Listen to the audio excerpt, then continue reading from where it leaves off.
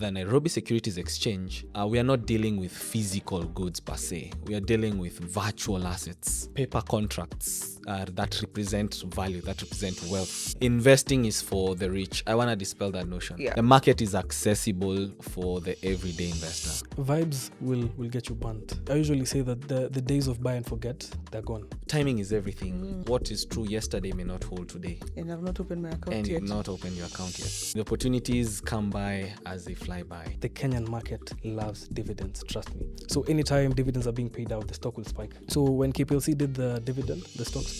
The stock market has minted millionaires, many a number, more than any other career line would create in a similar span of time. Scared money doesn't make money. Welcome to Just Money Podcast. This is a space where big ideas, smart money, and real opportunities converge.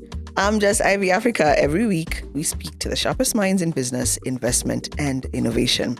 If you're new here, subscribe to our YouTube channel, The Kenyan Wall Street, for new episodes weekly, and find us on TikTok, Twitter, Instagram, Spotify at Just Money Podcast. In today's episode on money and NSC, we're joined by John Collins Mbugua, a senior analyst at Faida Investment Bank, and Ronny Chokaa, a senior research analyst at Capital A Investment Bank. Before we continue the conversation, this episode of the Just Money Podcast is proudly brought to you by HISA app. HISA is powering borderless investing for Africa, giving you access to both local stocks like the Nairobi Securities Exchange and global giants like Apple and Tesla. The episode is also proudly brought to you by HFM, a global multi-asset broker in forex, commodities, indices, shares, and crypto, you name it, founded in 2010. Get a tradable bonus of up to $500 on your first deposit.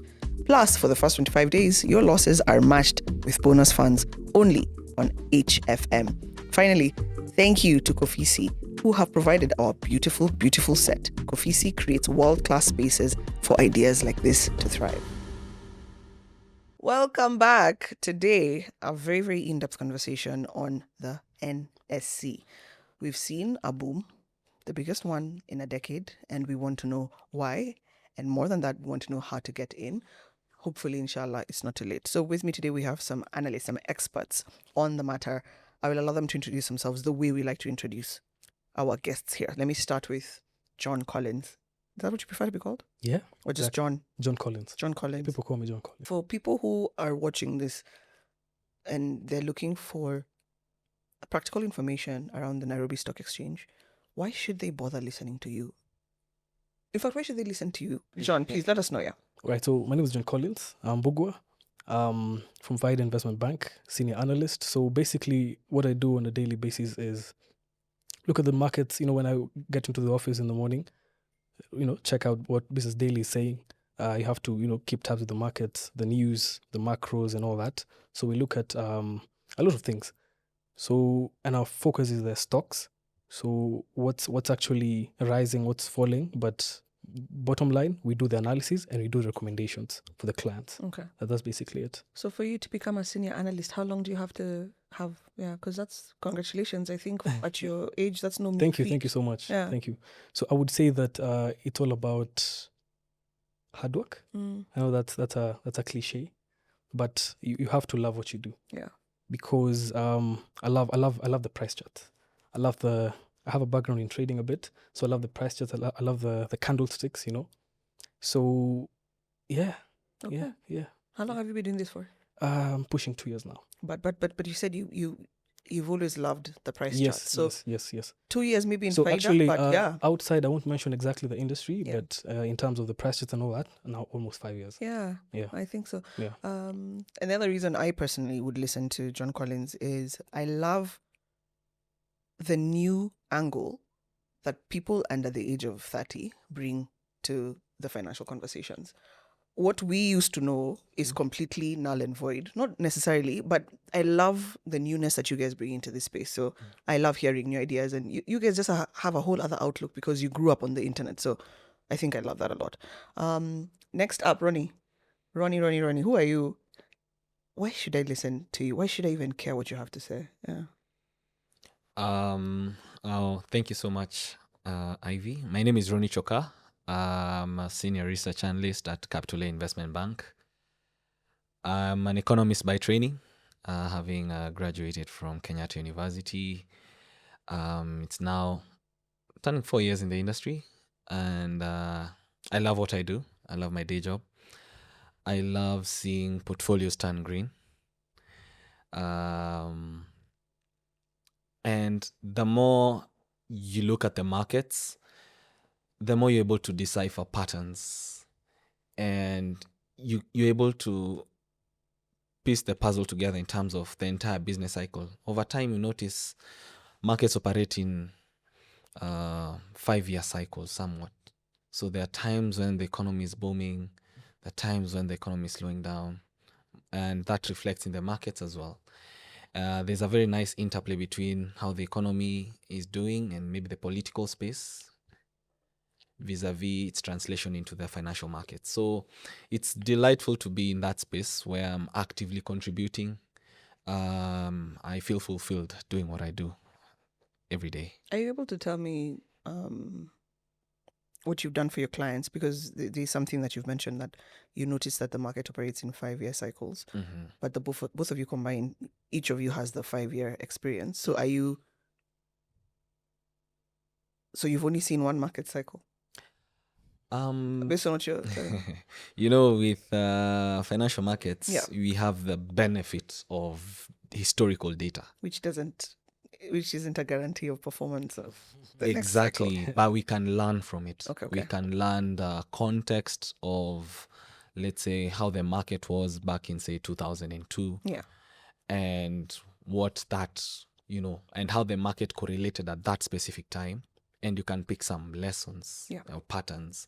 It is those lessons we carry with us even as we edge into, maybe 2026, the next 5 years projections and whatnot. Yeah. I can't wait. And the other reason we love Ronny here is he's a great partner to Kenyan Wall Street, who are also sponsors of this podcast. Every time we need some in-depth analysis on how the market is moving, anytime we need some advice, actually we call Ronny. So that's another reason to pay attention to him. A big brand like Kenyan Wall Street trusts him. I trust him. So Just Money Podcast trusts him. So you should trust him. Okay, good. Let's let me get to the first question, which is just breaking down. Let's assume nobody even knows what the NSE is. And I don't know which one of you is going to decide to take up the mantle on that one. Can someone define for me what exactly the NSE is and what they do and why it matters to me as a civilian? Yeah, in very simple terms. Ronny, you've done... so I think maybe you want to start, Ronny? Okay, I can take on that one, actually. Think of the Nairobi Securities Exchange like a marketplace, and in a marketplace, who do you have? You have sellers, you have buyers, and you have maybe people are doing the logistics of delivery of goods and services, right? But in now the Nairobi Securities Exchange, we are not dealing with physical goods per se. We are dealing with virtual assets, paper contracts that represent value, that represent wealth. There are a number of asset classes that are traded at the Nairobi Securities Exchange. We have, for instance, equities, or what we call shares, in companies like maybe Safaricom, KCB, East African breweries. I know you've interacted with these brands one place or another. And what shares are at the very core are units of ownership in a company. If, say, I own 100 shares of Safaricom, I own a percentage of the entire shareholding of Safaricom, right? If John owns, say, 1 million shares of KCB, he's a high net worth investor in the company. But we all have equal rights insofar as our entitlement to dividends. We have exposure to capital gains, as this company reaps year after year of financial prosperity. Investors can take part or reap rewards from that growth in those underlying companies. Another asset class that's traded at the Nairobi Securities Exchange is treasury bonds, which are now more of the safer asset class, in the sense that, these are instruments which give investors fixed return. They don't fluctuate. despite the business cycle, however the economy is doing, if the government promises you 13% on a treasury or infrastructure bond instrument, that's it for the predetermined period. If it's 10 years, it's a 13% bond for 10 years. Then there are newer asset classes, derivatives and options that are now coming into play, which are more advanced in the sense that you're trading you're trading agreements in the future. Just to put it in a very simple way, you are trading an expectation that, let's say, Safaricom may rise much faster 6 months from now. And you're making agreements based on that today. So that's the scope or the suite of products that are or assets that are traded at the Nairobi Securities Exchange. And why does this matter? In an environment where we have inflation, where the purchasing power of your 1,000 shillings 10 years ago is only but a fraction of what it can buy today, it's the imperative to invest that extra coin, that extra saving you have today cannot be overemphasized.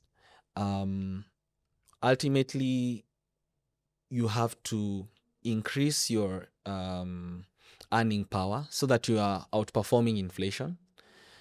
If at all you are to improve our standards of living. Yeah, and I know we all aspire to better standards of living. We have goals, we have aspirations and dreams. And I think the Nairobi Securities Exchange is one proven route for investors to realize such dreams. Yeah. Thanks for mentioning. It's beyond inflation. It's about also creating a good way of life, because just chasing inflation is not enough. It's not enough for me, at least. Mm-hmm. So for John, where do I start? I understand what the NSE is doing, and I want to take part. Can you give me an A to Z of investing in the NSE or through the NSE? All right. It's actually a very simple process, but I've seen negative comments online. The process of opening an account, sometimes it can take long. But I think most of the intermediaries, that is the investment banks and all that, they're really trying to change that. So you simply need to have a CDS account. And the reason why investment banks are a good option is because they onboard you. You don't have to do so much. You simply maybe go on the app of that particular broker and you open the account, and the back end will do their business and all that. You submit your KYC document. Because this is a financial side, financial services, you have to submit your KYCs for security and all that, laundering and all that. We have to make sure that someone is actually clean. So let's say I come to Faida Investment Bank. Yeah. On the app. Is that what you're saying? Yeah, there's an app. It's called M-Trader. M-Trader. Yes. Good. Now walk me through. So I've downloaded M-Trader. Yeah. And I'm ready to open I'm ready to trade. Yes. Uh-huh. So you'll simply it's actually very straightforward. Yeah. You'll just create a new account, Yeah. and then now you'll start putting in the details. And I don't need to be a customer with Faida. Well, now you see when you use the app, Yeah. now you'll be a customer of Faida. Okay, fine. Because now you'll be your account will be on the M-Trader, Okay. basically. So Okay. so we'll simply be our client. Okay. So Yeah. M-Trader, Yeah. open account, then? Open account, and then you're going to receive an OTP, for security and all that. Since you also need a CDS account, which will do that for you. Okay. A CDS account is opened, Yeah. Central Depository Settlement. Yeah. So that is opened on the back end, and then now you receive an OTP. Now you can access your account. This is Yeah. immediate. Well, Because you said it takes long, yeah. it shouldn't take long. So we really do our best at Faida, and yeah. How long? I would say it shouldn't be more than a day. Yeah. So if things are happening in the market, it takes me a day to open an account. I've missed everything. Well, you see, now the thing is, I think that this is something that the industry is really trying to change, because you find that there's a lot of backlog. I think it's something that's actually affecting most investment banks. And we're really working very hard. Personnel are being added and making sure that, you find that most clients need someone to talk to. You see how the Gen Zs and, the younger, the more digitally equipped people, you're able to go on there on the M-Trader app, just create your account, scan, you can use cam scanner and just scan your documents. You don't have to go to the cyber and such things. But now you find that there's another set of clients who actually need you to guide them. They don't know how do they even send an email? Who do they CC? Maybe they want to CC me because they know me. So, there's a bit of complexity, but I think we are really working hard to make it, the time between not having an account and actually trading. We're really trying to make it less. Then after, which KYC documents do I need to give out? That is the KRA, and then your ID, of course, and then the bank statement. Yeah, just for security. Okay. Yeah. I can't open an account on behalf of my kids, for example. They don't have. You actually can. There's a junior version of it. Yeah, there is. Okay. Yeah, it's a good industry. That, like, you can do so much. Okay. You can do so. Yeah. So I have the account. It's ready. You guys have gotten for me the CDS, whatever.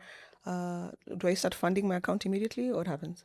Yeah, you just fund it immediately. Once you get your account details, now you'll just send money, and we have pay bill.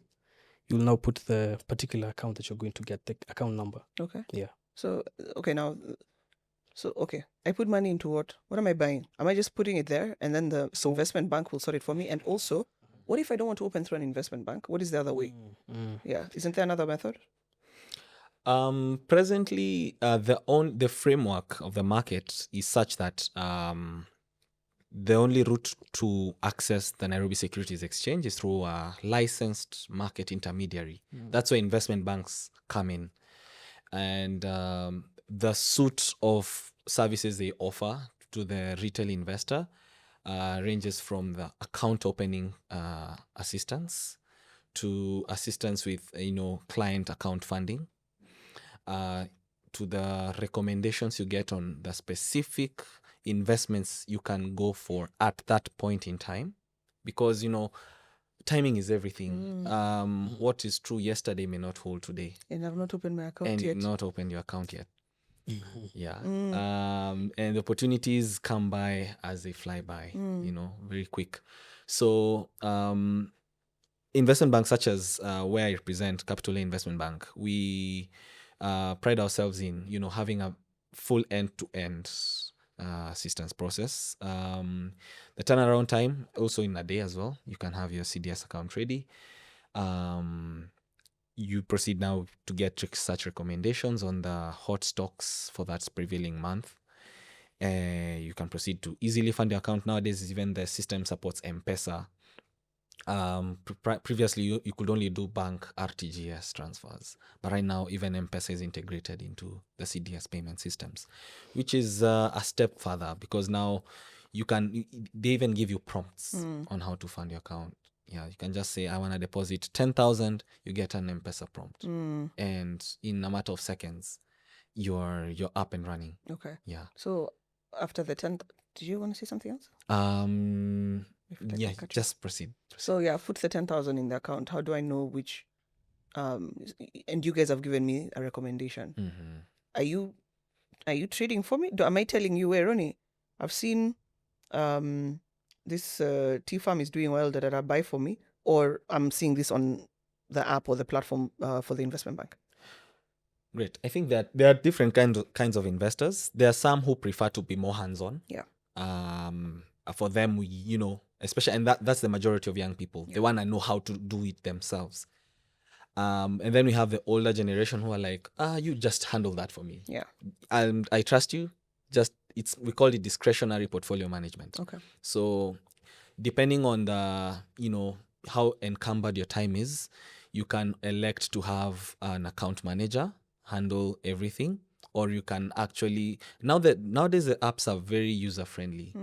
In such a fashion, you don't need to be a financial expert to trade in the financial markets. Right now, the market infrastructure, there are apps like, say, Dosika, which is an innovation by the NSC, where it gives you a very fluid access. Regardless of the investment bank you're in, you can easily purchase and sell stocks through the Dosika app. Okay. Yeah. You can. I didn't know that. Yes. It's an innovation that NSC introduced back in 2023. And so far I can say there's been a lot of traction. Retail investors are flooding by the hundreds. Okay. I mean, you can hear the backlog, the CDSC. They're flooding by the hundreds. By the Ronny, that's hundreds. such a cute number. But they're flooding by the hundreds. Hundreds is really good considering 5 years, let's say 10 years ago, I mean, he only had like 40,000 CDS accounts. And of this, the active accounts only 20%. Damn. Yeah, so I can say like over the last 2 years, we've seen rapid growth in retail investor participation. So by the hundreds is really good. Is really good. Is really good. Okay. Yeah. I'm trying to flow. So, bought discretionary. You've told me buy this, buy this, buy this, buy this. What determines the price point at which I get a particular share at? What's the math and science behind that? Or even the art? Or even the criminology? Because is it also speculative where we know if Elon Musk wakes up and says, I'm dumping this, everyone dumps it. Yeah. So what determines, that Safaricom can stay at 18 bob for 2 years versus, what is that? So let me say this. It's all about supply and demand. Yeah. So for example, let's say you, Ivy, you're holding, I don't know, let's say 1 million shares of Safaricom. And you want to exit, you want to buy a mansion somewhere. Yeah? So let's say Safaricom is at 28, 29? Yeah, 29. 29 thereabout, yeah? So at the price you're going to be willing to sell it, that will actually move the market. Since you're a big shareholder, I don't know whether 1 million is enough, but the price you decide to sell it at, that will actually reflect in the markets. If I check on my phone, I'll see there's a change because it's all about supply and demand, because someone else wants to buy and the price at which you sell it to me is what will now reflect in the market. But I need to move big numbers for it to reflect. Yeah, you have I can't sell 2 Safaricom shares and it appears or shifts the market in any way, right? It's So just it's big players. big players such as even in the other markets, derivatives, options, whatever. Big players, the banks are the ones that actually move the markets. But what determines that price initially? The first time, like an IPO, right? Is that Yes. What is the first time when we hear, it's oversubscribed? What determined that? Great. That question is a very profound one. I think there's no single factor that affects, that determines the market price. It's a cocktail of factors ranging from more fundamental factors. When I say fundamental, I mean the value of the assets, the properties they have. If it's Safaricom, the towers they currently have all over the country and even in Ethiopia now. If it's ABL, the value of the crates, the manufacturing, the factories and whatnot, right? Those are more the fundamental assets that go into determining the fair value, notion of fair value of the company.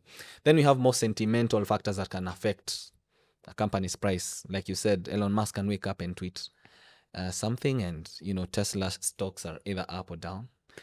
So it's a cocktail of fundamental and sentimental factors. And to add to what John said, demand and supply. There are some investors who hold, a better chunk of their an entire company stock. Yeah. And they're not really selling. So the supply on that stock becomes very minute, and price discovery on those counters is often very gradual, as opposed to companies like, say, Safaricom, where we have over 40 billion shares of Safaricom. So it's very hard for one person to manipulate the market. It's virtually impossible to manipulate, say, a company like Safaricom. In fact, for a better, in fact, 60%, you can't manipulate a single counter. And in fact, there are regulations by the NSE to prevent single parties from manipulating the value of a stock. So I can say it's, at the end of it all, demand and supply carries the day. And to add to that, new information, especially relating to the underlying financial performance. Let's say if Safaricom, which is expected to release their financial results for the half year ending, is it October 2025, we should expect markets to react to the news. If the profits have grown, let's say by over 10%, we'll expect Safaricom to cross over to 30, 31, even 32 shillings per share tomorrow alone. If at all Safaricom tomorrow releases their results and unfortunately the earnings are down, maybe 10% down, you'll expect the price to decline. And what's causing the decline? More people are selling. They're selling the stock more than people are taking them up. So that causes the price to decline because the supply outweighs demand. If at all Safaricom records a profit, then you'll start seeing more investors wanting to jump in and take more of Safaricom shares. And then the demand now outweighs the supply. So in that case, the price is pulled up. Wow. That's the actual mechanism through how price discovery happens. You should be a teacher. Yeah. Are you? I mean, you are, I guess. You have a very simplified but insightful way of putting out information. I like that. In fact, the both of you guys should consider teaching. Thank So, based on that, is Safaricom mandated to give us the actual results, or they could tell us? Are they how do we even know what they're saying is true? Should we be following? Yeah. So basically, if you've ever looked at a financial statement, audited financial statement, they're audited, just as I said, and that is one of the line of defense for shareholders, because you see, as a shareholder, you're betting, you're hoping that they're actually presenting the true numbers, the financials. So they're audited, first of all. Safaricom is also regulated as well. So you see, cooking numbers is not that easy.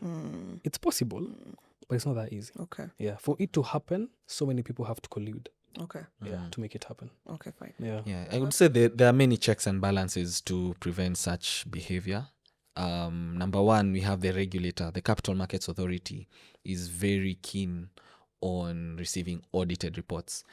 If at all there's collusion between the auditor and the client or the listed firm under consideration here, I mean, even the audit firm is risking its license as a result. So there's everything to lose when such behavior happens, which is why it's okay. The CMA has made it very costly to deter firms from engaging in such behavior. So to the best extent possible, I can credit the CMA for, tightening the rope such that such occurrences of manipulating the market and manipulating financial results are virtually non-existent in 2025. Yeah.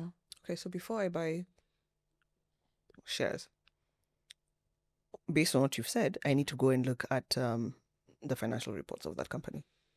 Should I? Is that part of the due diligence I should look at, or is it vibes? I use Safaricom. I have a SIM card. Let me buy Safaricom shares. Okay, that's a good question. So let me say this: vibes will get you burnt. If you just ride on vibes, you need. I usually say that the days of buy and forget, they're gone. Oh, you need to say that again to the camera. The days of buy and forget are gone. You have to keep tabs with the financials. You have to know what's going on. Is there a scandal? Does a manager have a scandal? So there's no such thing as passive income anymore. When it comes to shares, it can never be passive because you're actively monitoring the market. I agree. I truly agree, actually, because what was true yesterday, last year, this year it's totally different. There might be, a scandal came up, some billions were stolen, and the stock tanks, and so basically you have to check the financials. And now this is where, if you are part of a intermediary, they'll offer you with research, because there's some it actually takes a lot of time. It's a lot of work getting into the research, looking at the numbers, looking at the debt. How is the debt looking? Are they repaying the debt? What rate is their debt at? What are the current rates? Are they servicing costly debt? Like our country. So there's so many factors. You can't move on vibes. There are times I would say vibes would work, but I would call it market sentiment. That is when everyone is buying. It could work for you, but in the short run, yeah. Let me give a scenario. The reason why I say this, I'm not saying that value investing is wrong. It's actually one of the the best approaches when it comes to stocks, because sometimes chasing the short spikes might not be very sustainable, right? You might get burnt, in the long run. In the short run, yes, it works. But looking at Safaricom back in 2022, we saw the stock jumping all the way to 42 shillings. Yeah. And I know the people who are holding the stock at that point, right? Someone holding 1 million shares and it's 42 and they're like, wow, maybe we'll get to 60, because the stock market is all about how much you think that stock is worth. That's the price. That's just it.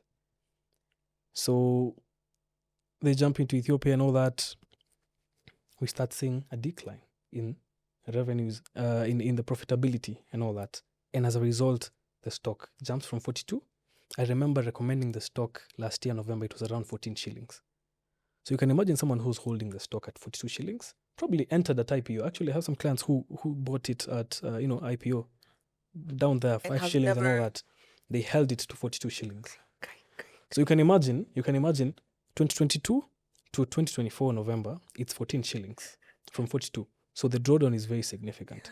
So sometimes I usually say, if you have made returns, above T-bill rates, above even infrastructure bond rates, take some profits. Don't be too greedy. You've made some money. Yeah. Yeah, take some money. Yeah, go pay yourself some champagne. Exactly. Yeah. Well, that's the wrong advice, John. I thought you were going to say reinvest it into something else. You also have to pay yourself. True. At the end of the day. And live a little. Live a little, man. Because looking at your portfolio jumping from 42 shillings to 14, you'd have bought a car at that point. Shut. Yeah, to be honest. So make sure you pay yourself. If right now, people who I remember doing KCB, it was like 30s, 35, 34. Right now it's pushing 65, almost 65. That's like 100%. Take some profits. You guys need to come teach my community, Mover Society. I'm going to invite you guys. Come teach us. Most of us are women. There's men, but they don't speak much. They hide. But you guys have to come and talk to us about this, because Sure, I'm like, where has this information been? It is at Just Money Podcast. Steady. How much does this intermediary cost me? Because you're doing all the work, you're doing all the heavy lifting, your time, the education. You have what does it cost me if I'm coming through Faida, if I'm coming through Capital A? What does it cost me compared to if I'm doing it on my own? Great. I think Kenyan investors have a very good advantage insofar as getting very competitive transaction charges are concerned at the NSE. And why I say that is because, for instance, at Capital A Investment Bank, for equity transactions, the brokerage commission is usually 1.6% of the turnover. So out of every 1,000 shillings invested, 10 shillings is the commission. Talking millions. Stop here. Nah, I just want to make it. I'm very intentional with that because I want to dispel the notion that investing is for the rich. I want to dispel that notion. Yeah. I want investors to know that the market is accessible for the everyday investor. Yeah. That extra 1,000 shillings in your pocket can be invested in KCB. Yeah. You can have a 50% return in 2 months. The market is very vibrant as we speak. I think the bull run has extended for now close to 2 years. Yeah. And counting. We expect the momentum will spill over into 2026. Probably maybe we may have some pressure as we approach the election period because we tend to see a lot of sell-offs at that time. But by then, in the period between now and 2026, 2027, there are plenty of opportunities for retail investors to get that what we call alpha return. Yeah. Let's talk about that a little bit. I want to ask you a couple of questions which I had noted down here. Let's talk about these alpha returns and whatever. Samia Africa 517.28%. How? Kenya Power 184.82%. Kenyan 181%. Correct. Go on. Home Africa 205%. Transcentury 187%, although they say it's suspended.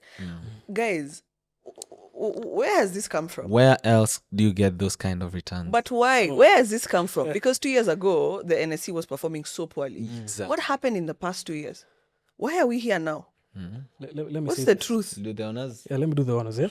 So, there are multiple factors actually, in play. Mm-hmm. First of all, the rates have been cut. Central Bank of Kenya has been cutting rates. We saw a high of 13% and currently at 9.25. So what does that mean? So simply, let me put it like this. So the central bank policy rate is the rate at which, more or less the government takes debt, Okay. takes loans from us Okay. Kenyans, the treasury bills, treasury bonds and all that. So simply put, when the Central Bank of Kenya cuts rates, they're simply reducing borrowing costs for the entire economy. And when they do this, it's easier for me to take a loan. It's easier for you to take a loan because it's cheaper. Okay. You're no longer having to pay 21%. Now you're paying 15%. I think lending rates are roughly around 15.1 something, thereabout. So it's cheaper now to take a loan. And so why do they do this? They do this to, boost the economy. They want to, money to move a bit more. You're able to take a loan. You're able to start, build something, maybe a rental or whatever. So back to what I was saying. So this is one of the factors that is actually fueling the NSE, because when rates are down, treasury bonds and treasury bills are no longer as attractive to the investors. So they're looking for those alpha returns, just as you mentioned, yeah? So this where do I find these alpha returns? This is where now you see the SME Africa and the Home Africas and KPLC, I'll say it again, So yeah. Why did you say KPLC twice? You've mentioned it. What's the return? Crazy. It's crazy returns. But how do you get 500%? It's crazy. I know you are the ones. crazy. I know it's crazy. You tell me how it what Let- so that I'm sorry, John, you don't forget what you're saying, so that I can know how to get in early, because right now, obviously, Samir is probably very expensive for me. Yeah. So that's what? true. How? So that's where the research comes in, to be very honest, because you have to it's called value investing. So you find that so value investing research, let me not forget what I'm saying. So some of these stocks, such as KPLC, if you look at you see there's something called the book value of a stock, which is simply if they were to sell off everything else, if they were to pay debt and everyone goes home, how much is that share per share? So the book value of it in comparison to the share price there's been a mismatch, a very serious mismatch, and it's actually still the case right now. So what has happened is KPLC came back into, they did a dividend after a drought of dividend payouts, and the Kenyan market loves dividends, trust me. So anytime dividends are being paid out, the stock will spike. So when KPLC did the dividend, the stock spiked, and adding on to it, there was also political influence to it. There's some political figures have been talking about it having some crazy shareholding in it. So that has also been a factor. But yes, so I mentioned the interest rates, that's a major factor, as well as the good performance now. Yeah, if a company comes out of 9 years of, no paying out dividends, and then now they declare dividend this year, people will buy the stock. Oh, hold up. I can invest, and for 9 years, I don't have dividends. Is that legal? You can. Yes. You cannot pay me for that amount of time. So what are we doing? What are we discussing? They're not obliged. It's They're not usually obliged. yeah, they are not They're not obliged. obliged. It's That's at the thing. company's discretion Yeah. whether to pay or not to pay dividends, and for good reasons. A company may decide to withhold the profits they've made for purposes of reinvesting in the business. They may be expanding into new markets or creating maybe new manufacturing plants, securing new supply routes, which come at a significant expenditure budget. So management usually justifies the decision not to pay dividends on a long-term vision to reinvest in the business with the hope of even greater profits down the line. So which is why now value investing becomes very, very important, because you're now looking beyond short-term dividends. You're looking at a company strategy and anticipating much greater returns than what a short-term dividend would give you today. Okay. Yeah. Okay. Yeah. Okay, then let's talk about what I should be buying. Mhm. Because I'm very happy that we have the people who do the research and tell their clients what to buy. So, what should I be looking at? This episode won't come out in December, so maybe let's look at 2026. And I like that you mentioned elections are coming. So there's other factors that come into play.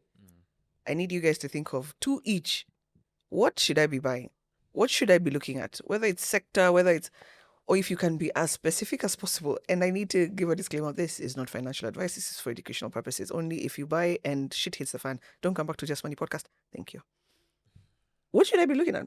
John, what am I looking at? What is hot for 2026 for in the NSC? And why is it hot? And how hot is it? And where is it now? All right. So currently, the NSE All Share Index, as of yesterday, as when I checked, the NSE All Share Index is simply tracks all the listed companies. It's risen year to date. Year to date that's from January to yesterday, 53%. 2024, we closed the year at 34%, 34.1. So you can see we already surpassed last year's 20% on top. So things are looking very nice, and we are not yet done. We still have November, December, right? And I'll jump into now the entire year, maybe first 3 quarters of 2026 before we jump into the election season. So what should we be buying? I'll say this: any investor who invested in the financial services sector in Kenya last year blindly, they have made crazy returns. We're talking about banks. What We're are we talking about banks, KCB, Equity, those two especially. You see, KCB, if you look at the play that management is doing, they purchased Riverbank Solutions. They've purchased, I saw we got a memo, they got into Pesapal. Pesapal, correct. Yeah, exactly. So you see the move is fintech, yeah? So such a company they're moving away. Most of the companies are listed, especially the financial services. They're moving away from the traditional banking, and they're also moving into banking, bank assurance and all that. So they're diversifying their revenue streams, which is a very strong thing, because a company without revenues, you just need to go home at this point, So I'd mention KCB, to be honest. Yeah, I can say that confidently. We should still. Yeah, KCB, we still have upside. How much is it now? I think it's at 60. I think it's pushing almost 62, almost 65. Yeah. Wow. So 70s is not ambitious. It's very possible. Very possible. Okay. Yeah. He said, think of financial services. What about you, Ronny? Sector-wise, I'm also very optimistic on the banking sector. Yeah. Some select counters in the energy sector also have some appeal. Kenyan, Kenya Power still has some appeal. We think there's some scope for upward price discovery to the tunes of 20% upside from where current prices are. Why? Why? So he gave a bit of an explanation. Yeah. Why? Yes. Yeah. Why should I be with energy? For instance, if you look at, say, Kenyan, Yeah. the latest numbers coming in just last week, we noticed a 53% jump in profitability. And this was largely brought about by increased efficiency, insofar as the cost at which they generate energy came significantly down, such that they were able to cut their operating expenses by more than 4 billion. Yeah, so that in itself created some extra savings.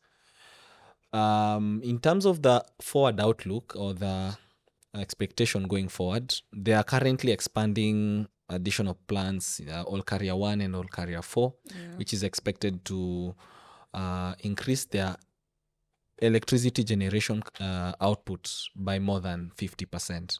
So coming into a market where Kenya Power is the sole distributor of electricity in Kenya, it holds a monopoly in the market. Maybe Kenyans don't know, but the energy that Kenyan generates is not enough to meet the electricity we consume to run all these lights. Hiya. Yeah. I saw we were going into load shedding. That's what your president said. Have you guys seen that news? Yes. It's 5 p.m. to 10 p.m. Load shedding is a certain structural issue, Yeah. not necessarily a supply problem. Yeah. But as things stand, the energy we generate is not enough. So usually Kenya Power has to complement what Kenyan supplies with what independent power producers supply, and we also import part of our electricity. We import electricity. So the initiatives by Kenyan to ramp up electricity supply will be met by a ready market. We'll substitute the imports. And as such, now the outlook for Kenyan, for in this case, is all the more optimistic, all the more attractive, given the anticipated increase in generation capacity. Is Kenyan and KPLC? Yes, Kenyan and Kenya Power are distinct companies, but they're complementary in the sense that Kenyan generates the electricity from hydropower, thermal, wind, and other sources, and then sells this energy to Kenya Power, who distributes now from the energy sources all the way to your home. So should I have both? Should I have one? I think you can have both. Even Kenya Power, Kenya Power is a monopoly, and with monopolies, they have a good advantage of pricing power. Yeah. Even if they increase the cost of electricity by 10% today, you'll still need lights at home when you go home, right? So that's an advantage they have. Although they may not necessarily abuse it, but if they may want to play with the pricing a bit to improve their revenue base, they can. The elasticity, we call it elasticity, but I don't want to go into all that terminology. I can say the pricing power that Kenya Power commands, because of it being a monopoly, is an advantage in and of itself. And as such, if the appeal, and given that the electricity demand in Kenya is also growing, it is. We are consuming more and more electricity as years go by. The outlook on Kenya Power is also enhanced. It's trading at a very steep discount to the book value. The value of the assets Kenya Power holds compared to the market price you're getting Kenya Power at is a steal, to be honest, today. So, we are bullish on banking sector, energy sector. Another sector I'm bullish on is the manufacturing sector. One counter I can recommend there is East African breweries. Right now, we are seeing a return to spending. Compared to the COVID period where beer consumers, I don't know whether there are teetotalers in the room, but at the time, during COVID, we saw a very big drop in alcohol sales. EABL really suffered the heat of the COVID period. Many people chose to drink at home, if at all. But right now, we are starting to see a return to spending. And this is because inflation has cooled down. So the purchasing power of Kenyans is gradually but surely improving. They are allocating more towards entertainment spending than they used to. In fact, even more than pre-COVID times. People are, I don't know, living in the moment. You're lucky to be alive. Yeah. Party. It's an interesting phenomenon. But yes, we are very optimistic on the revenue growth outlook for East African breweries as things stand. Interesting. Actually, allow me to just add on to the EABL story. So additionally, as you're asking which stocks to look at, on EABL, there's something one needs to actually be keen on. So they recently mentioned Diageo, who actually own 65% stake in the company. They mentioned that they're thinking about selling the beer business. So, and the beer business is a big part of the company, yeah. So Bank of America and JP Morgan are currently reviewing the transaction. And if they were to come tomorrow and say, we looked at the numbers, we looked at everything in the market, we're going to sell. Yeah. If that happened, I believe we're going to see a significant price rally. Because the market is very hungry for transactions. Remember Bamburi? Yes. Yeah, Bamburi. By the time they were announcing the Amazon Savannah Clinker offers and all that, the stock moved from 44 shillings to 80 and above. So that's also something else to put in your playbook. Anytime you hear of a merger, acquisition, buyout, takeover, just find out. Where do we hear these things? Do we call you? So you can call us. We don't mind. But as well, Kenyan Wall Street, they're very quick to publish this news, Just my podcast as well. Yeah, okay. Yeah. So So Business Daily, just keep tabs with the news. Actually, the 9 p.m. news, 7 p.m., it's usually there. The major M&As. Yeah. Okay, so watch news if you don't know what you're doing. Let's watch news. Call these guys. Watch news, guys, and business news. Watch business. You can ignore the news. politics, but Watch business news. But the politics would bring some sentiment, whatever here and there. You don't think so? Not at all. Okay, Maybe with fair, global markets. fair we'll enough. see. Fair enough. Fair enough. We need to know if a certain president of a certain country decides 100% tariffs, it'll affect some stocks, maybe not in the NSE. Would it? No? That's not a market we're trading. Okay, ignore that question. Well, I can say the global markets are interconnected. Yeah. Events in developed markets such as the US, the UK have ripple effects that are palpable right here in Kenya. Case in point, even the US tariffs introduced back in April, as you rightly put it, had traceable effects at the Nairobi Securities Exchange. The US market shed close to 20% in a span of 2 days. Here in Kenya, we had only a dent of around 6% decline in a single day. So you can correlate events in the US market all the way to here in Nairobi. I can say investors have become more savvy in how they interact with information and how they react. The reaction time is now almost instantaneous, which is a good thing. It's a good thing, as I usually say, because the price discovery journey of a stock should be such that it gives you that liquidity, right now, we have the advantage of the Nairobi Securities Exchange being one of the most liquid exchanges, especially for the blue chip stocks. You can't say at any point that you are stuck with Safaricom shares. You're not able to sell them. Not possible. The market is very liquid for such blue chips. Yeah. And it can only get better from here. It can only get better. Right now, the market is building on close to 8 consecutive quarters of a bull run, which we expect will persist till 2027. So building on that, I can say the outlook is favorable. Okay, not that there are no risks. Of course, the conflicts in the Russia-Ukraine conflict, the Israel-Gaza war, which threaten to disrupt supply chains all over the world. Oil may suddenly increase in price, and we may import all that inflation back here home. Once inflation creeps in, you find the central bank started to raise interest rates to combat the inflation.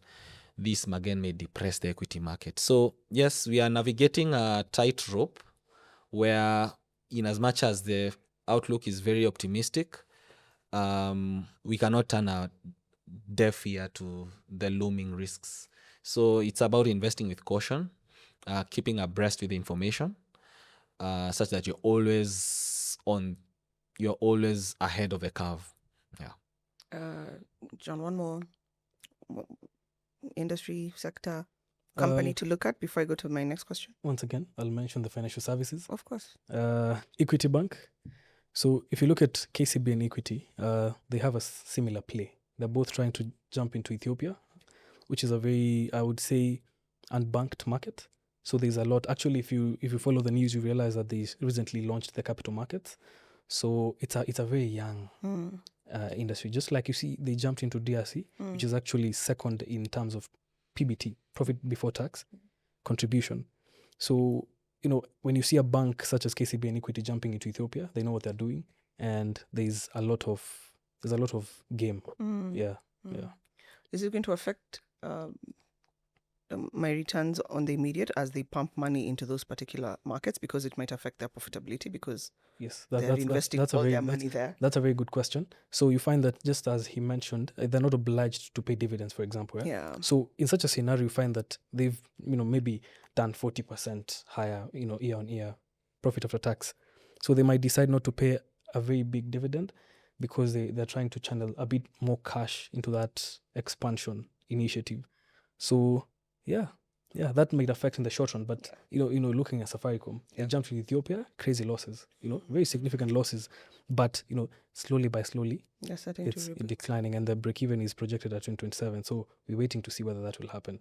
So yeah, so in the immediate, it will affect the returns. So for Yeah. now, would you say if I have Safaricom shares, I should just hold and wait till 2027? Because you said the days of buying and holding are gone.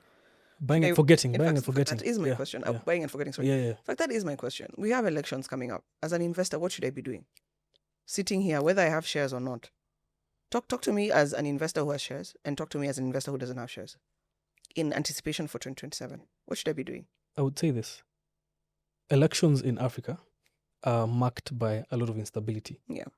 Instability is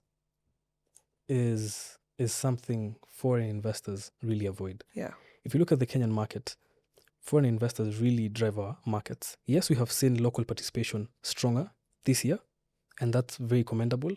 The retailers in Kenya, the locals are doing very well to push the prices up, but foreigners remain a very major part of the NSE.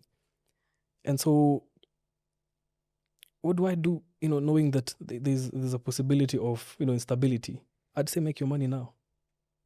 Yeah, Meaning, buy the stocks now. We're projecting the bull run to continue, before up to just before elections, because there's ample upside. Revenues are looking good, profitability is looking good for majority of the companies. You see, the bull run is not just driven by random speculation. There are numbers backing it up. Profit after tax is higher, revenues are higher, KPLC revenues are higher, paying dividends. You just don't pay dividends if you're broke. You can't do it. You can't make up dividends, because the people actually will tell you, hey, I didn't get my KPLC dividend, what's going on? And they pay out in billions. So I'd say take advantage of what's going on right now. You might feel like it's too late. Yes, for some stocks it might be too late. If by the time the rumors of the NCBA Stanbic were hitting the markets, if you waited for a few days, the stock was already at 100, and if you bought at 100, you dropped to 79. That's that's almost 30% in the drawdown, in the red. So I would say it's still early. Yeah, just before election, maybe you can consider now reducing your portfolio a bit. You can trim it a bit. you can trim it. Yeah, I'm not saying you sell, but you can trim it a bit. But the election creates an opportunity for you to actually now buy low. That's also another angle to it. Yeah, so you can actually save up some money, some big money somewhere, and then Come election. if things go south and instability and all that in stocks, but I don't want. We're not. You get. It's a financial advice. Education purposes only. Yeah. Trade wisely. Yeah. Ivy, there are two types of market participants. There are investors and there are traders. Mm-hmm. And one of the best examples of investors is, say, Warren Buffett. He made his fortunes through long-term investing. Throughout the business cycles, he stood invested despite the ups and downs of the market. Then we have traders. Maybe the best examples of this is Jim Simmons, who was, a short-term quantitative trader. So you get in when the market is just about to rise, sell at the peak, move on to the next investment opportunity. And neither of these strategy can be termed as the outright better, but it's all about how you can commit to a strategy. If you're a long-term value investor, what a value investor would do, even as you approach the 2027 electoral cycle, would be to actually accumulate more. When stocks are declining, you actually buy more when they are cheaper at that time, because after the election cycle they'll still recover. So we call it dollar cost averaging. So at the time when you're approaching the electoral cycle, when you notice prices are dipping, you actually buy more that time, so that the weighted average price of your investment is actually, you're coming from a lower base. That sets you up for an even greater recovery after the elections, maybe 1 year, 2 years after the elections. That is also a strategy we've seen pay off handsomely, and we think that can still hold true in Kenya. Okay. It doesn't have to be just in the US. The principles that hold true there are also very true here. what my colleague John Collins was describing was more of a trading strategy, which is also very profitable. But you need to be very much engaged in the market. with the market. You have to be very much even long-term investors have to stay, abreast with the latest info. But traders, the imperative for traders is all the more greater. They have to be constantly analyzing the markets, reacting to information, which it can be a strength, and again, it's a double-edged sword. Yeah. So it's about where do you lie on this nexus? Can you take a long-term horizon to investing, or do you prefer getting in when the market is at a low and exiting when there are near-term risks? The hindsight with the trading strategy is that you may react to short-term or maybe sentimental news which really have no bearing on the long-term strategy of the company, and as such you may miss out on great returns. The hindsight with the long-term investing, on the other hand, is you may suffer significant losses, even on let's say on a 10-year annualized basis.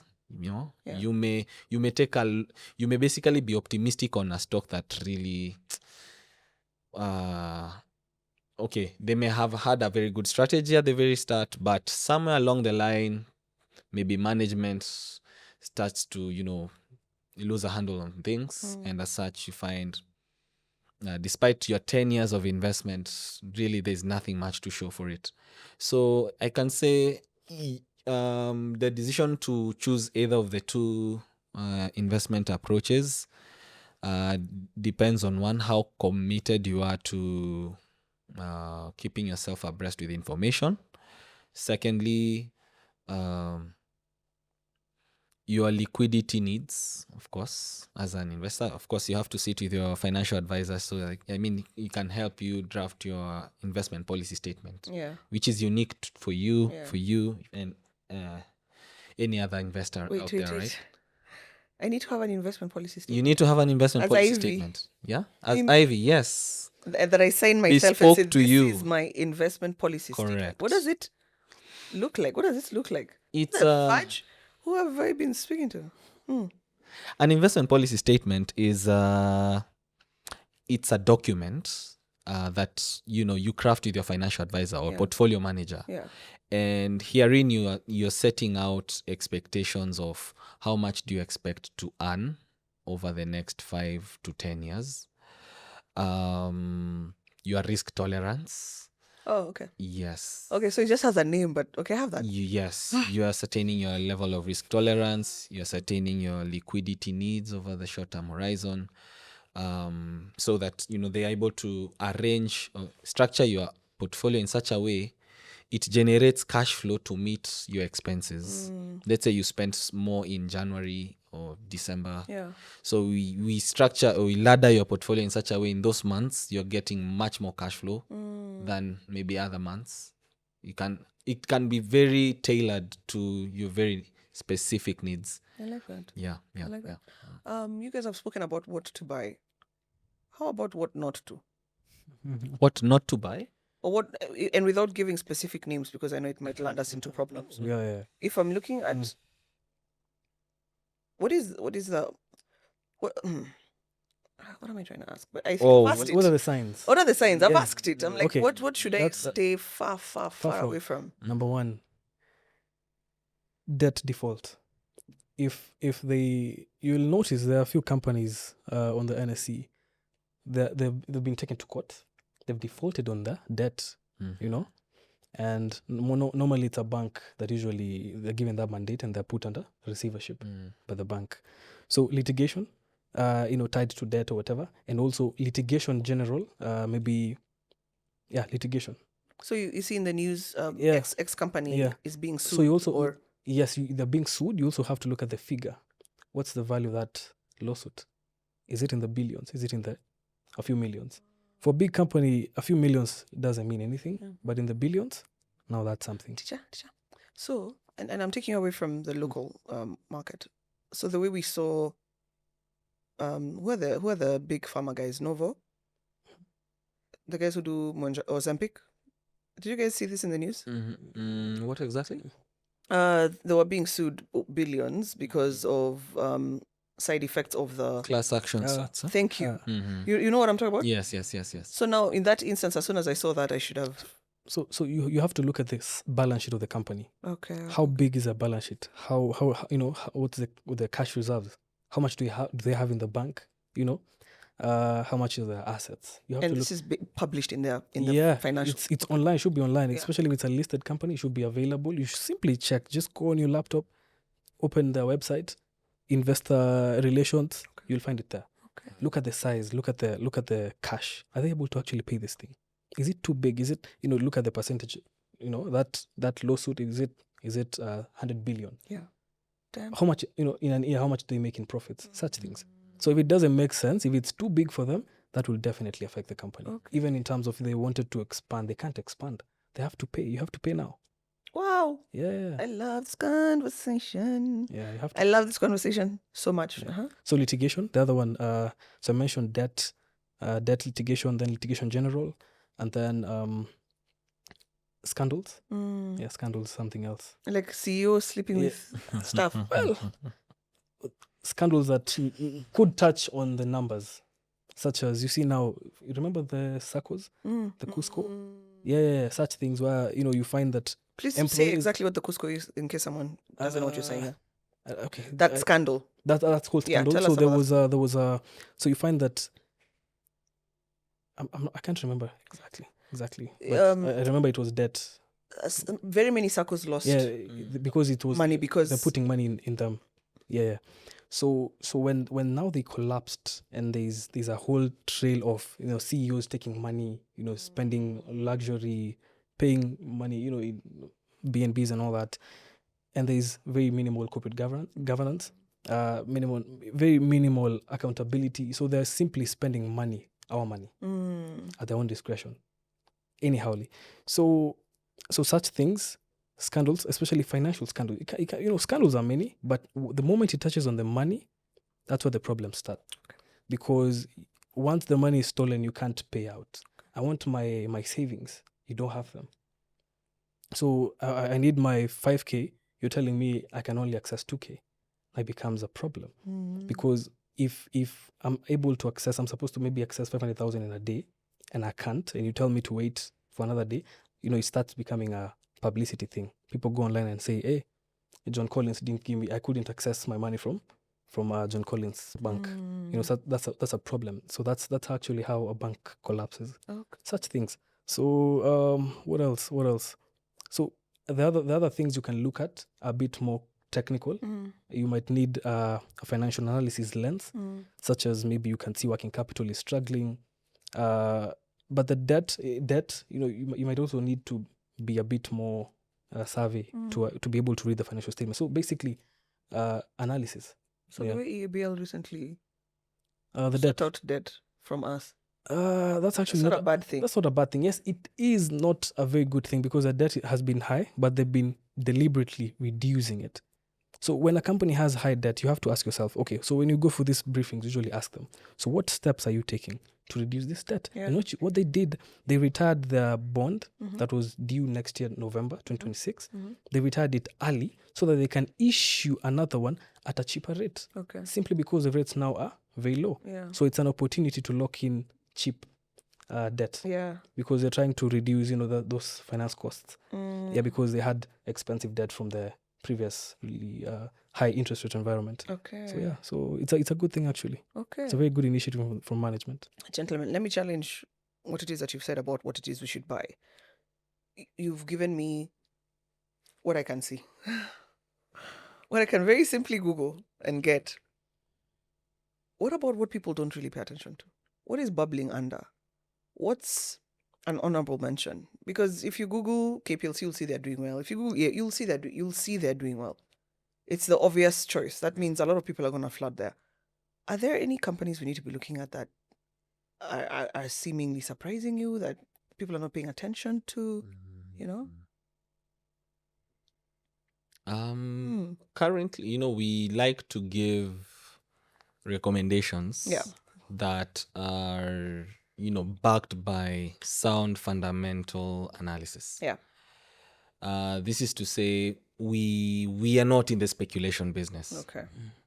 per se. Okay. Yeah. We try to be as very objective in our analysis. Yeah. And this is what investors expect of us. We don't want to tell you to try out a penny stock just for some hope, some facade that things will turn around someday.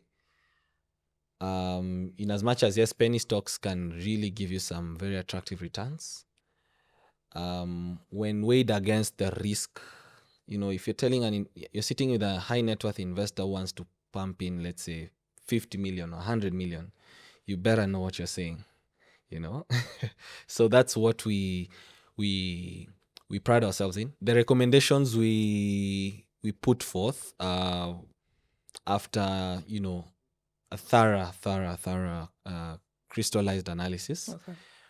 As such, even the recommendations we are fronting right now are what we think can give you the best return you can ever get, given the set of information we have and the risk tolerance most investors demonstrate in the Kenyan market. Okay, Ronnie. Okay. Allow The me safe to add. answer. But I get it. You get it, right? You need Allow to me give to a add safe something. answer. Yeah. You said we are telling you what you can already see. Yeah. But you see, the thing is, even before the bull run started, our reports were still the same. We were still telling people to buy KCB, buy equity, buy Safaricom. It's been like that. So you find that Okay. you find that as investment banks, it's fully fundamental. On Twitter, you'll find people speculating, and some counters you will never find on our list because we simply focus on very strong companies. Yeah. Yeah. Yeah.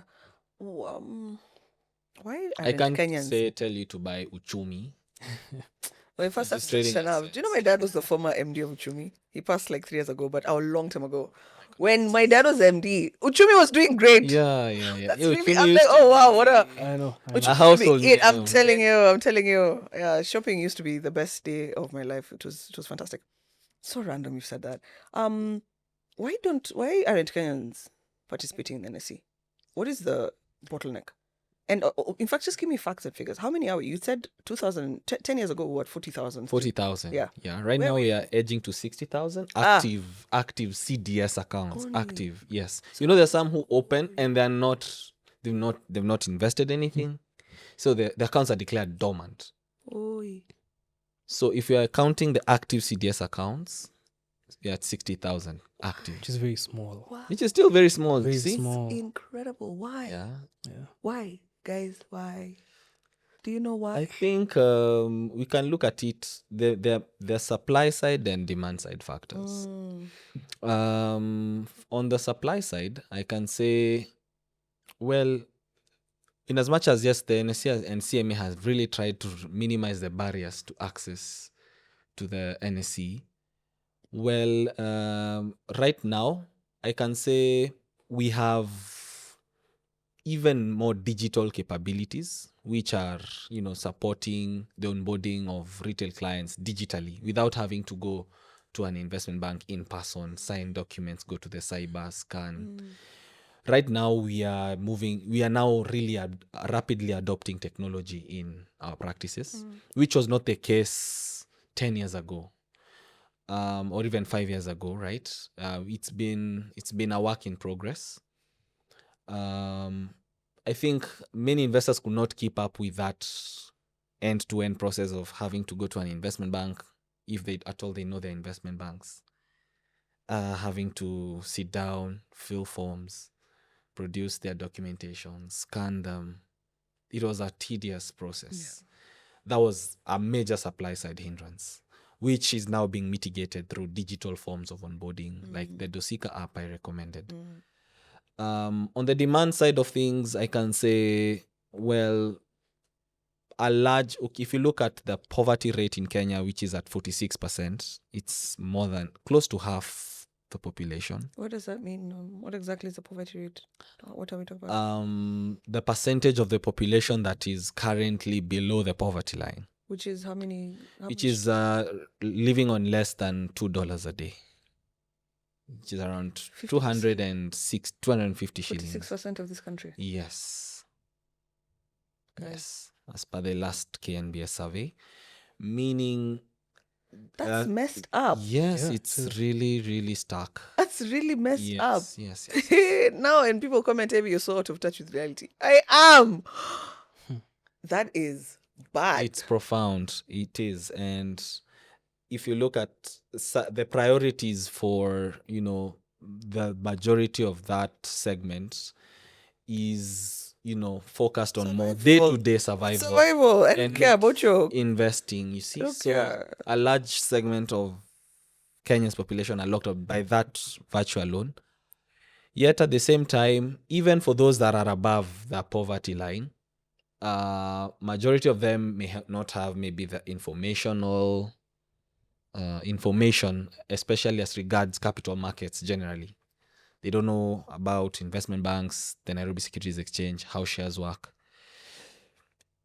And maybe a large part of this has to do with, if we compare ourselves to countries like India, where you find children as young as 11-year-olds have access to the Indian Bombay, they call it the Bombay Stock Exchange in India, right? Children as young as 10-year-old kids have access to CDS accounts in India, and it's integrated into their curriculum from early on. Coming back home, you find such knowledge is rarely, if at all, included in our formative education. Maybe it's brought on later in the high school stages and only for those who do business studies. If I did, say, agriculture, for instance, I'm locked up. I don't know, generally. So there's the information part of things. I think information is a major part. Lack of information. Lack of money. Lack of money. And sometimes you may have the money, but you don't have the information. At least you have the money, guy. Yeah. Hey, I'm in pain. All right, you know what time it is? It's time for the Just Money Hotline. You call, we listen, and together we unpack your real life questions: business, money, career, or culture. Let's see who's on the line. Welcome. You're speaking to Ivy, Ronny, and John. We're having a conversation about the NSC. Do you have a question for my guests? Yes, I do have a question. First, let me check. Is my audio fine? It is. We can hear you. Thank you so much. Wonderful. Okay, so my name is Vanessa, and I work around Westlands, and I'm 26 years old, just for context.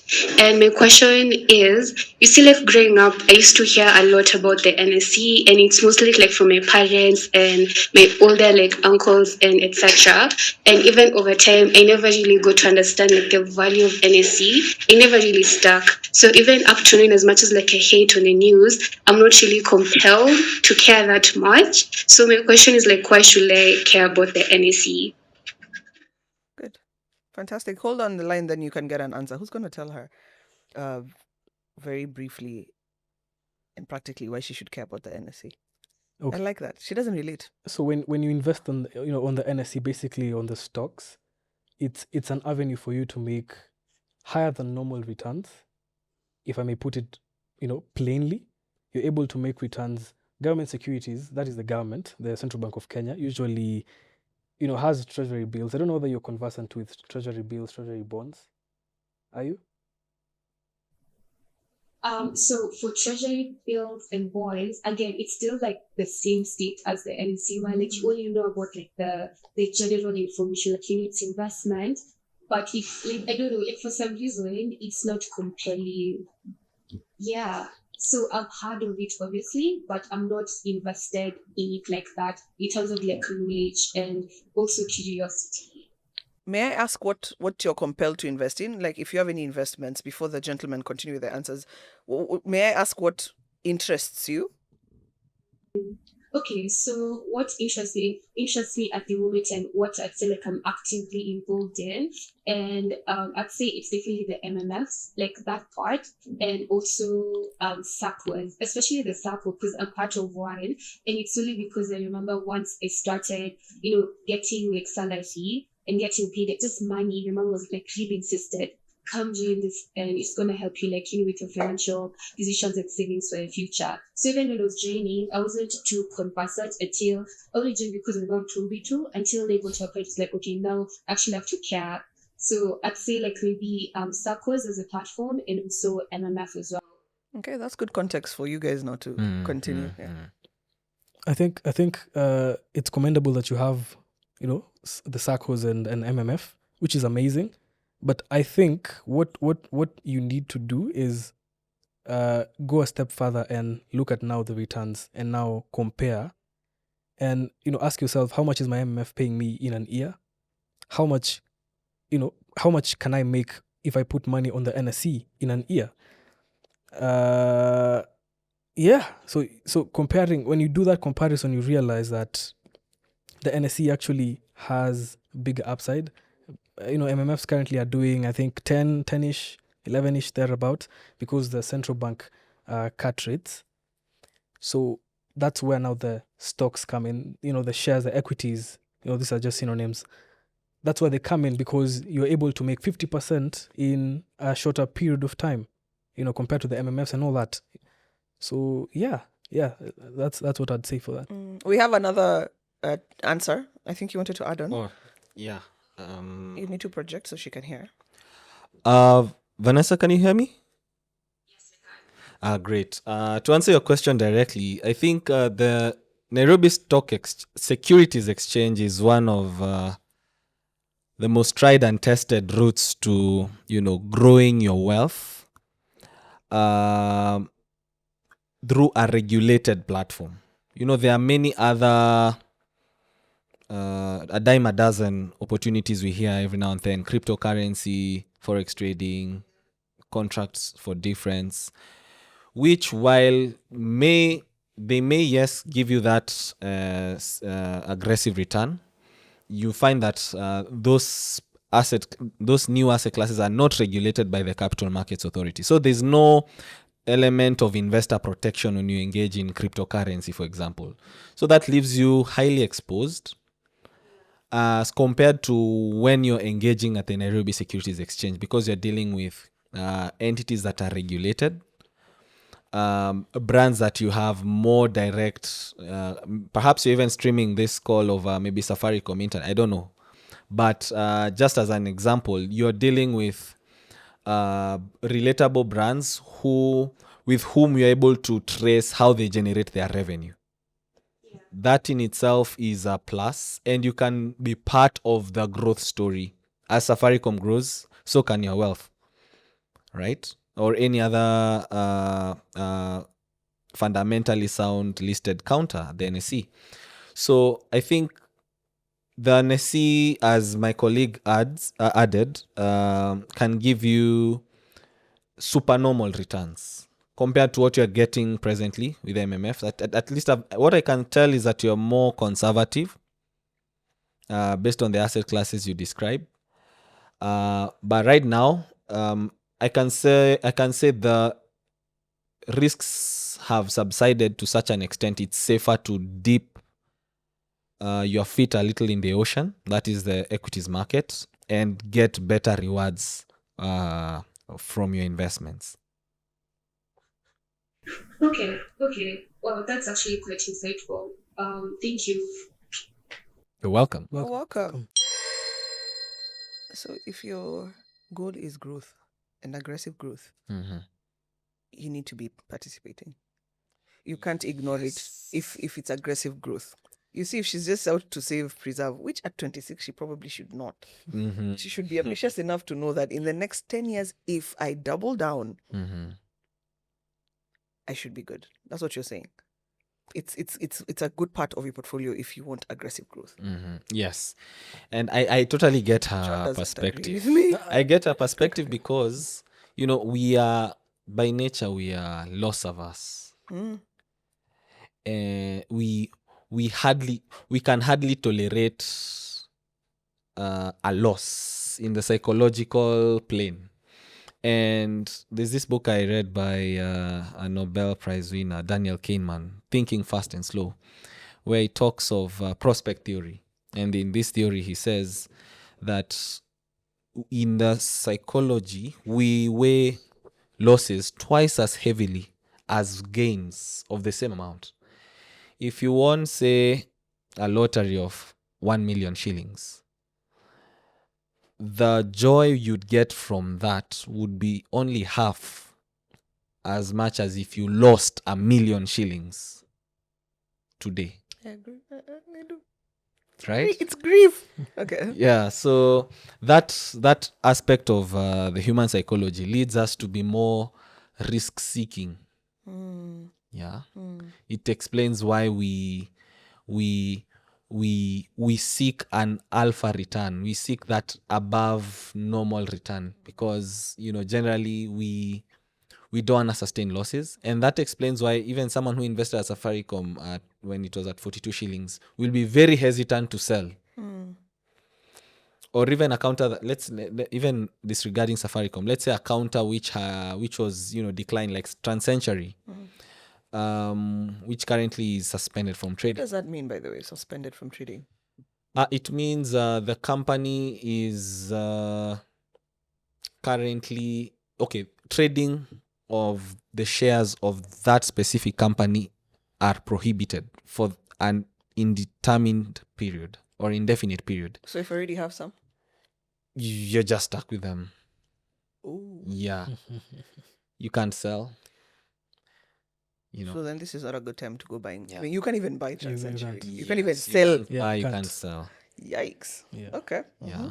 Even So when it's like Uchumi- dead land. Yeah, it's like dead it's like a swampy land, Damn. Yeah. Okay. You were saying? So that element of our psychology leads us to ignore red flags in investments. Yeah. Okay. Makes sense. Did you want to say something? Yeah. John? I just wanted to say that scared money doesn't make money. Scared money doesn't. You cannot make money if I love you... the tweet. I love it. If But I you're too disagree. scared- And I tweet told to move scared anyway. I usually have say this. so much scared money out there. I'm like, whoa, let's see. I usually say this. If you're young and, for example, she's young. She has is. time. Mm. Can risk. Get to Mm. risk. I agree. I believe in taking massive risks. If I were her age and I was sitting in this chair right now, man, the thing I wish I knew these things earlier. I just keep saying I wish I knew these things earlier. I'd be so far. So I'm hoping for the people who are listening to this is your earlier, particularly if in your 20s. We like to call you guys time billionaires.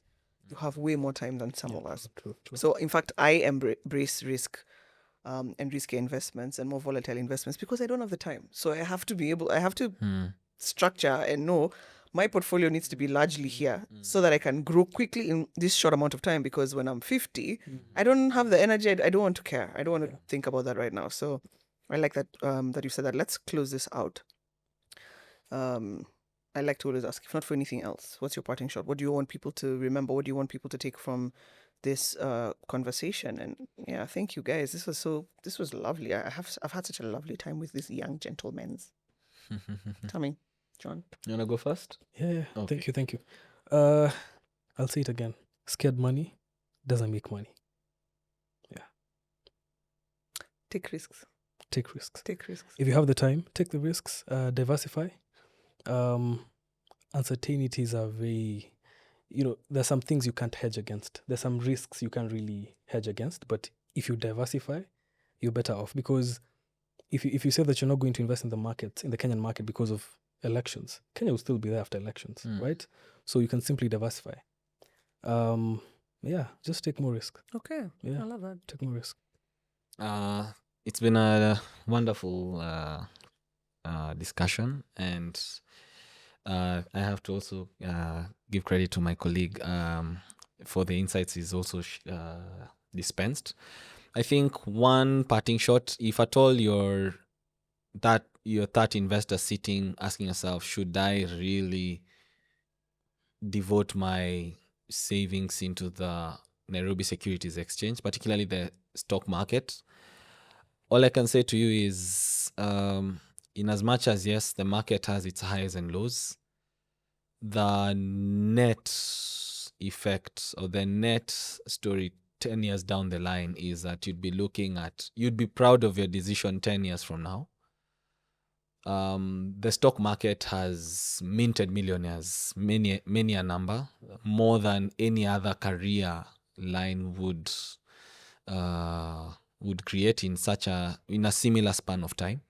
And I can say our stock market has, despite its challenges, we've seen innovations by the NSE and the CMA to protect investors from fraud. We've seen innovations digitizing the space such that it's very easy to open a CDS account, invest right from the comfort of your mobile phone. And yeah, at this point now, I can say you can only blame yourself if you don't at least care to find out a little about these opportunities. There's some time ago I used to do a campaign for Weetabix, and I remember the campaign was Onja Kamoja. The NSE has made it possible for you to buy one, right? Exactly, yes. So right now, the NSE has made it possible for investors to, purchase, previously, let me just describe previously, the minimum number of shares you could buy in any company was 100 shares. So if it's East African Breweries and currently it's retailing at 235 shillings per share, you'd need a minimum down payment of 23,500 to invest in East African Breweries, which you see it's a very high entry point. But right now, the NSE has made it much easier. You can buy as little as one share of a company. You can buy East African Breweries, one share of East African Breweries at 235. And you are on the path to investing, just like that. I love it. Yeah. So in fact, the NSE should pay me for this campaign. Nunua Kamoja.